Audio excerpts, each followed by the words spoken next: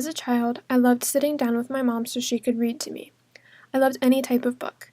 Sometimes she would read a picture book or even a big chapter book. My parents always encouraged me to read, and most of the time I didn't want to. They'd tell me to turn off the TV and to go read, which always made me so mad. I'd sluggishly turn off the TV, I'd mope around for a while, but then boredom would get the best of me, and I would go pick up a book. One of my favorite picture books my mom would read to me was The Little Mouse, the Strawberry, and the Big Hungry Bear.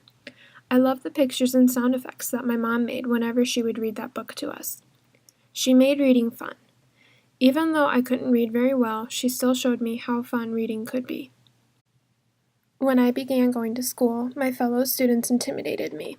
I knew I was a slow reader, and every time it was my turn to read, my hands would get sweaty and my heart began to race.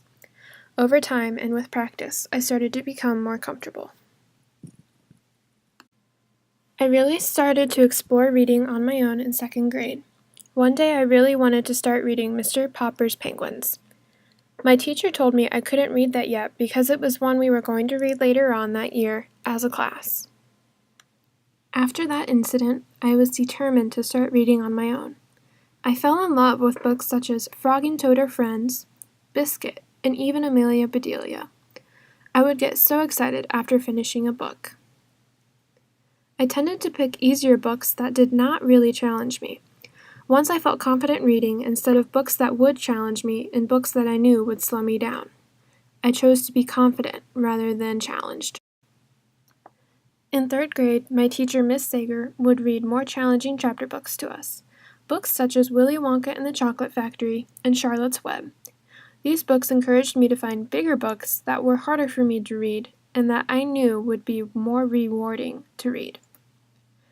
At this point in my reading journey, I began to really love reading.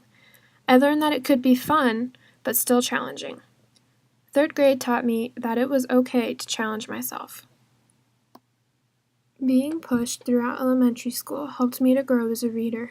It forced me to develop better reading and writing skills, and also taught me to be confident in my abilities.